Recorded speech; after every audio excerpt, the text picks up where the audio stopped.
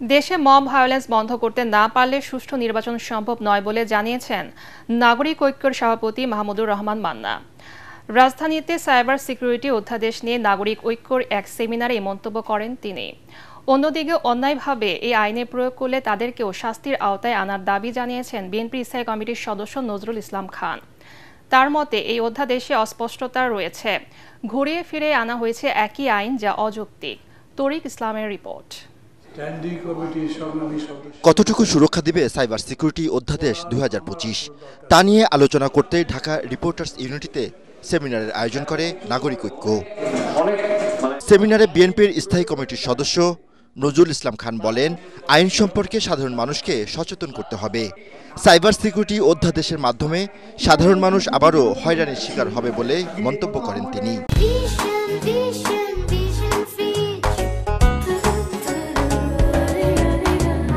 এই যে সুরক্ষা আইন, এইসব আইনের যারা কার্যকর করবে প্রত্যেকটা ব্যাপারে যারাই ক্ষমতার অধিকারী হবে রাষ্ট্রের মাধ্যমে,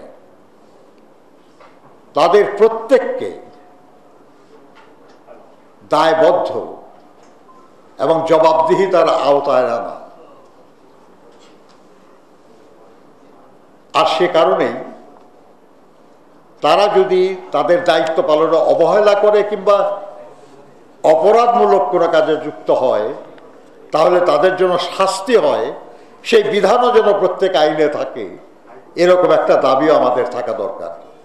এতে নাগরিক ঐক্যের সভাপতি মাহমুদুর রহমান মান্না অভিযোগ করেন, দেশের আইন শৃঙ্খলা রক্ষায় বর্তমান সরকার ব্যর্থ। সুষ্ঠু নির্বাচনের স্বার্থে মব ভায়োলেন্স বন্ধের দাবি জানান তিনি।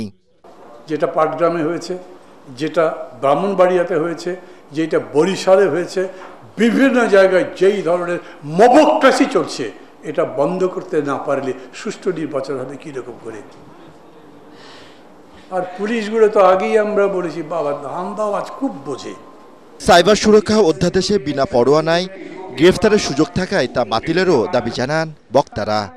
তরিক ইসলাম, এটিএন বাংলা, ঢাকা।